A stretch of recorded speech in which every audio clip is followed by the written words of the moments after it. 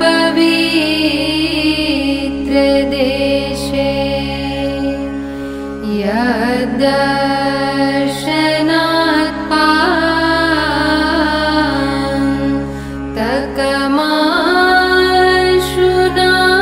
पान्तकमाशुनाशम्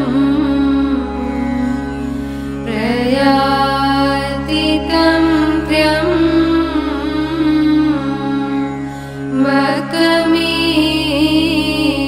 त्र्यम्बकमीशमीडे प्रयाति तं त्र्यम्बकमीशमीडे।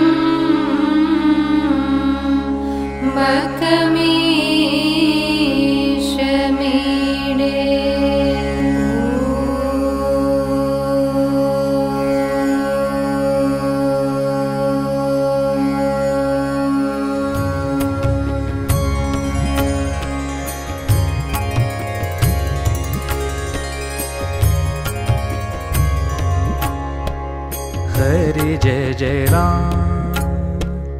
राम कृष्ण हरि हरि जय जय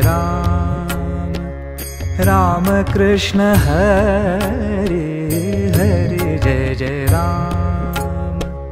राम कृष्ण हरि हरि जय जय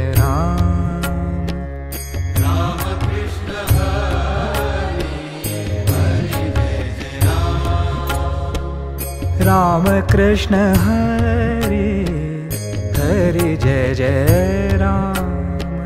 राम कृष्ण हरि हरि जय जय राम कृष्ण हरि राम कृष्ण हरि हरि जय जय राम कृष्ण हरि हरि जय जय राम कृष्ण हरि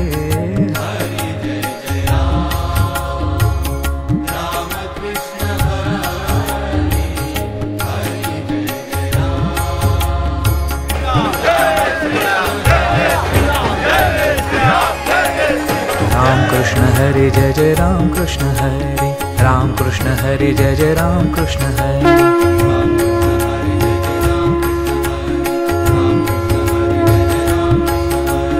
राम कृष्ण हरि जय जय राम कृष्ण हरि राम कृष्ण हरि जय जय राम कृष्ण हरि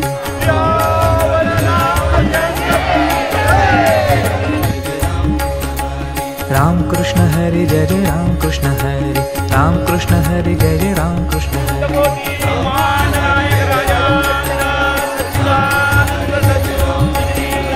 राम कृष्ण हरि जय जय राम कृष्ण हरि राम कृष्ण हरि जय जय राम कृष्ण हरि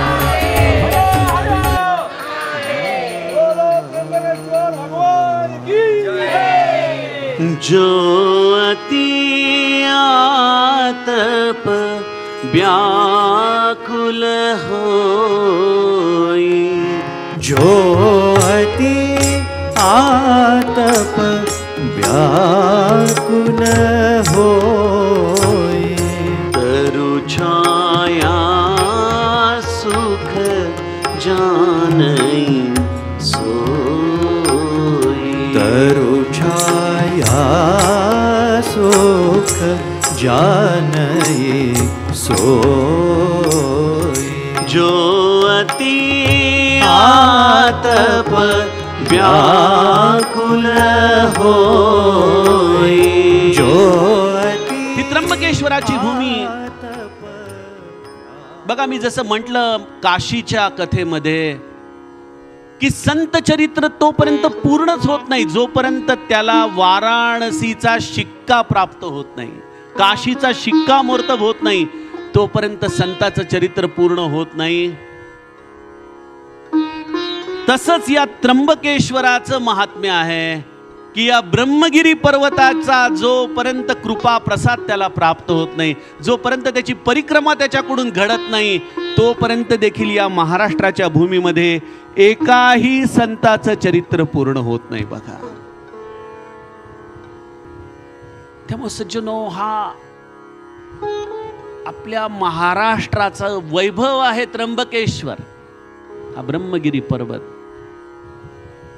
ही तपस्येची भूमी आहे. इथं संतांनी येऊन तपस्या केलेली आहे, विलक्षण तपस्या. हा पर्वत नाही, हे प्रत्यक्ष शिवाचं रूप आहे. त्याच्या छत्रछायेखाली बसून आपण रामकथा ऐकणार आहोत. मला वाटतं असं इतर कुठल्याही ज्योतिर्लिंगामध्ये सद्भाग्य आपल्याला प्राप्त होणार नाही. ते आपल्याला या त्र्यंबकेश्वर क्षेत्री मिळालेलं आहे. कारण ज्या ज्योतिर्लिंगाची उत्पत्तीच मुळी तपस्येतून झालेली आहे, ही भूमीच मुळी तपस्येची आहे. या भूमीमध्ये तुम्ही आलेला आहात तेव्हा पवित्र नदीचं दर्शन घ्या. उगीच आजूबाजूला जमलेल्या शेवाळाचं दर्शन घेत नका बसू. इथं येऊन तुम्ही तपस्या करा. तुमच्यासाठी कलियुगाची चक्र मागं फिरतील आणि तुम्हाला देखील सत्ययुगाचं ते पावित्र्य, तो अनुभव या भूमीमध्ये येऊ शकतो. एवढं वैभव या संतांनी या भूमीमध्ये भरून ठेवलेलं आहे. त्यामुळे या त्र्यंबकेश्वर क्षेत्राचं महात्म्य, किंबहुना या ज्योतिर्लिंगाच्या उत्पत्तीची कथाच मुळी तपस्या आहे. जिथं गौतम ऋषींनी केलेल्या तपश्चर्येपायी या महादेवाला इथं प्रगट होणं भाग पडलं. गौतम ऋषींनी या भूमीमध्ये राहून या पृथ्वीची परिक्रमा पूर्ण करून त्यांनी 1 कोटी शिवलिंगांची स्थापना केली आणि निरंतर महादेवाचा त्यांनी जप सुरू केलेला आहे. या महादेवाचं त्यांनी निरंतर आवाहन करायला सुरुवात केलेली आहे की हे महादेवा, प्रगट हो, प्रगट हो, प्रगट हो. गौतम ऋषींच्या या अत्यंत प्रदीर्घ आणि अति उत्कट तपस्येने महादेव इथं या भूमीमध्ये प्रगटले. या ब्रह्मगिरी पर्वतावरती भगवंताने आपल्या जटांना केवळ आपटून त्यामध्ये निरंतर आपल्या मस्तकी असलेल्या गंगेला एका स्त्री रूपाने त्या गंगाद्वाराच्या ठिकाणी प्रगट केलं. आणि त्यामुळं गंगा मातेसाठी महादेव आणि महादेवासाठी गंगा माता हे दोघही इथं प्रस्थापित होण्याच्या मार्गावर असताना गंगा मातेने आणखीन अट घातली. गंगा माता म्हणतीये की या महाराष्ट्रामध्ये तर अनेक नद्या वाहतात, पण या सगळ्यांमध्ये सर्वश्रेष्ठ नदी म्हणून माझा गौरव झाला तर मी इथं राहीन. ग्रँटेड. सर्वश्रेष्ठ नदी गोदावरी, जिला गौतमी म्हटलं जातं, हे वरदान महादेवानी या नदीला दिलेलं आहे. बघा, हे वैभव आहे आमचं. आम्हाला केवळ तो एक छोटासा ओढा वाटतो, कदाचित एक छोटीशी धार वाटते, पण या प्रवाहाला प्रत्यक्ष महादेवाचा आशीर्वाद आहे. ही सर्वश्रेष्ठ नदी आहे.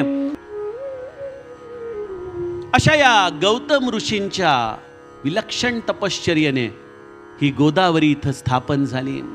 अशा या त्र्यंबकेश्वराच्या या भूमीचं वैभव हे सज्जनो या कथेचा केंद्रबिंदू आहे.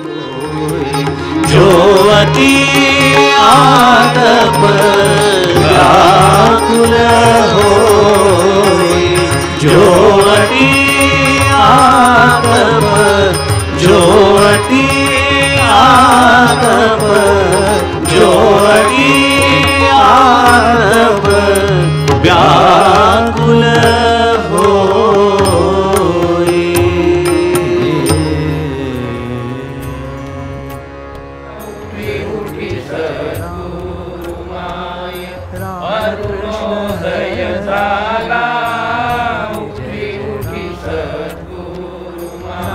कृष्ण हरे हरे जय जय राम, राम कृष्ण हरे हरे जय जय राम, राम कृष्ण हरे हरे जय जय राम,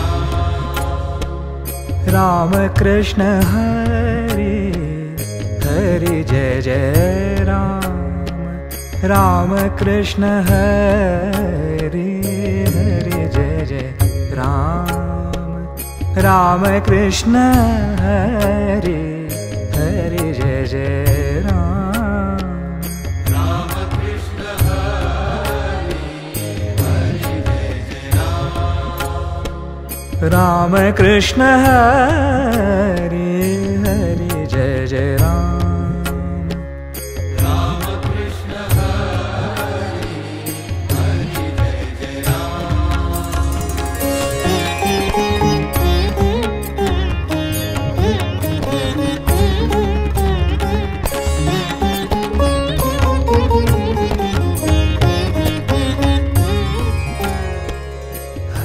गोदावरीने सगळ्यांना आशीर्वाद दिला की माझ्या किनारी बसून जे काही तुम्ही अनुष्ठान कराल, तप कराल, ते सगळं सुफल संपन्न होईल. आणि माझं हे एकमेव असं तीर्थक्षेत्र असेल ज्याच्या शेजारी बसून जर तुम्ही तुमच्या पूर्वजांच्या शांतीसाठी नारायण बळी कराल, तुमच्याकडून घडलेल्या कुठल्याही पातकाचं क्षमन करण्यासाठी नागबळी कराल, तर हा नारायण बळी, हा नागबळीची पूजा या संपूर्ण भारतवर्षात नाही तर या संपूर्ण विश्वामध्ये जर कुठल्या एकाच ठिकाणी करण्याचं फळ प्राप्त होणार असेल तर ते स्थान राहील त्र्यंबकेश्वर. आणि त्यामुळे सज्जनो, या नारायण बळी, या नागबळीचं हे महात्म्य देखील गरुड पुराणामध्ये गायलं गेलंय. मला इथं एक सूत्र गवसू लागलं की ज्या गरुड पुराणाने या नारायण बळी, नागबळीचं अनुमोदन केलं, ज्याने या विधीचं अनुमोदन केलं, या गोदावरी क्षेत्री येऊन, या त्र्यंबकेश्वर क्षेत्री येऊन हा विधी करण्याचं आम्हाला उपदेश केला, तसंच एक गरुड पुराण आमच्या रामचरितमानसमध्ये आहे. आणि त्या गरुड पुराणाने तुमचे हृदयरूपी कर्ण तर तृप्त होतीलच, परंतु मानसमधल्या गरुड पुराणाचं मर्म ज्याला कळालं आणि ते मर्म ज्याने धरलं हाताशी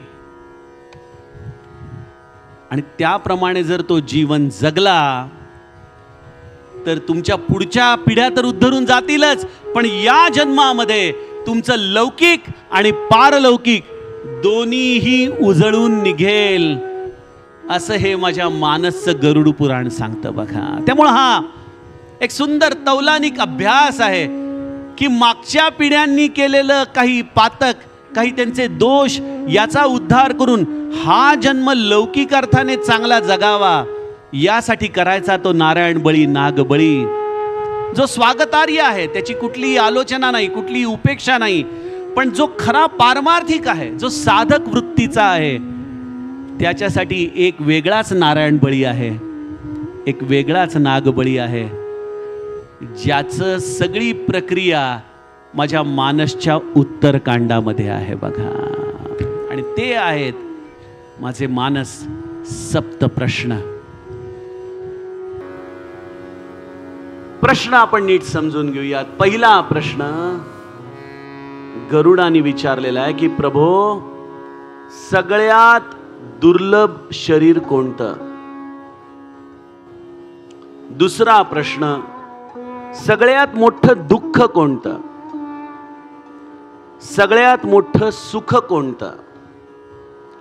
चौथा प्रश्न आहे, संत आणि असंत यांचा स्वभाव तुम्ही जाणता प्रभो, मला हा स्वभाव संक्षेपाने समजावून सांगा. हा चौथा प्रश्न आहे.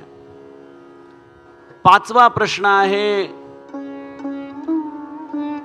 कुठलं पुण्य हे सर्वश्रेष्ठ पुण्य आहे?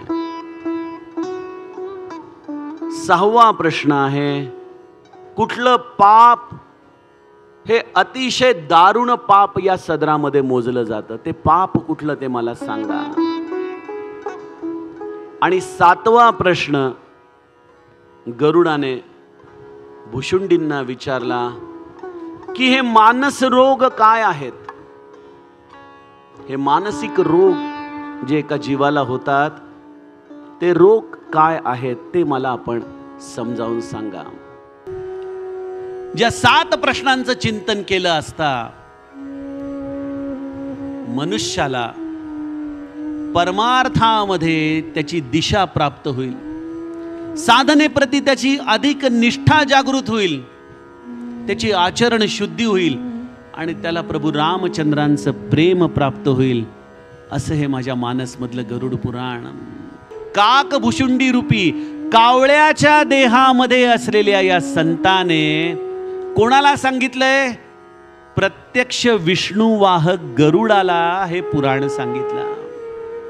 त्याचं सार एकच आहे, रामभक्ती, रामभक्ती, रामभक्ती.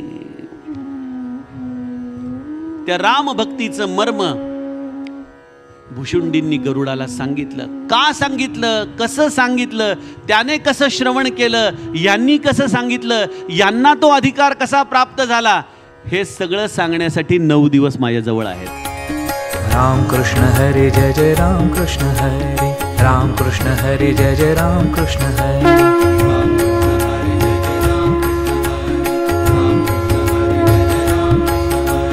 राम कृष्ण हरे जय जय राम कृष्ण हरे, राम कृष्ण हरे जय जय राम कृष्ण हरे.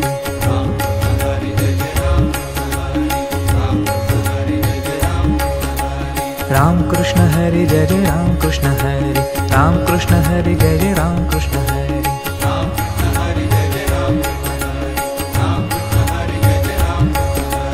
राम कृष्ण हरे जय जय राम कृष्ण हरे, राम कृष्ण हरे जय जय राम कृष्ण हरे.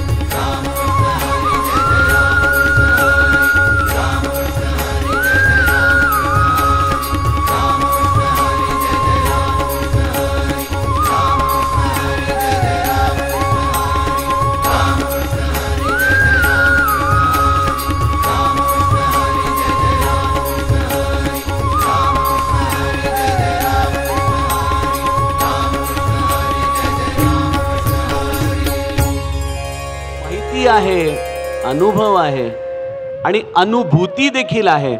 असा जो वक्ता असतो त्याला विज्ञानमय वक्ता म्हणतात. भुशुंडी हा विज्ञानमय वक्ता आहे. आणि मला असं वाटतं की या 7 प्रश्नांमध्येच भुशुंडीचं चरित्र देखील आपल्याला अनुभवाच्या आधाराने बघता येतं. आपण यावरून एक साधं सोपं सूत्र घ्यावं. रामकथा गाणारा आणि रामकथा ऐकणारा आयुष्याला कधीच कंटाळत नाही. कारण रामकथा हे चैतन्य, हा रस आहे जो जीवन जगण्याची प्रेरणा देतो. आणि गोस्वामीजींनी एक फार सुंदर तिथं अर्थ सांगून ठेवलाय की या मार्गावरती तोच पाऊल टाकतो ज्याच्यावरती भगवंताची कृपा नाही अति कृपा होते, तोच या मार्गावरती पाऊल टाकू शकतो. अन्यथा ही गुरुकृपा जर नसेल तर सज्जनो, तुमच्या जीवनामध्ये कधीच तुम्ही अशा योग्य मार्गावरती वाटचाल करू शकत नाही. अशी संपूर्ण कथा काकभुशुंडींनी गायली. गरुडाने ती ऐकली आणि गरुड अत्यंत आनंदाने, हर्षित होऊन आपले पंख फडकवू लागलेला आहे. तर सज्जनो, या सप्त प्रश्नाचं जर शेवटचं काही टेक अवे असेल तर ते हेच आहे की गुरु बिन भवनिधी तरई न कोई, जो बिरंची संकर सम होई, राम रहस्य अनुपम जाना, तव प्रसाद मम मोहन साना. हे भुशुंडीनी जे रहस्य आपल्या हृदयामध्ये जाणलं ते केवळ गुरुकृपेच्या प्रसादाने जाणलं. आणि त्याच्याकडून हाच मोठा अपराध झाला होता, गुरुच्या निंदेचा. आणि त्यामुळे त्याला या अशा अनंत योनींमधून जावं लागलं. अशा रीतीने गरुड आणि भुशुंडीच्या या 7 प्रश्नांची उत्तरं समापन होतात.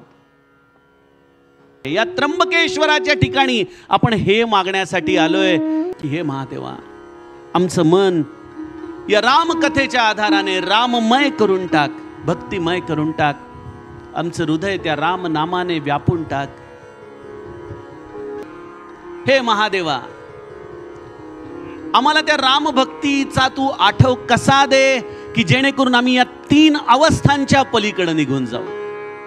जागृती, स्वप्न आणि सुषुप्ती या अवस्थांच्या पलीकडे आमची रामभक्ती जाईल.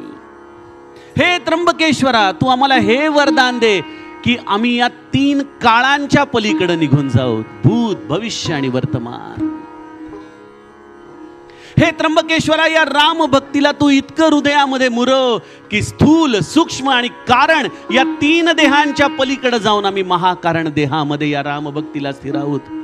केवळ 3 पत्रांच्या बिल्वाने जो प्रसन्न होतो त्या त्र्यंबकेश्वराच्या चरणी आपण सज्जनो ही प्रार्थना करूया. विठ्ठल विठ्ठल विठ्ठल विठ्ठल राम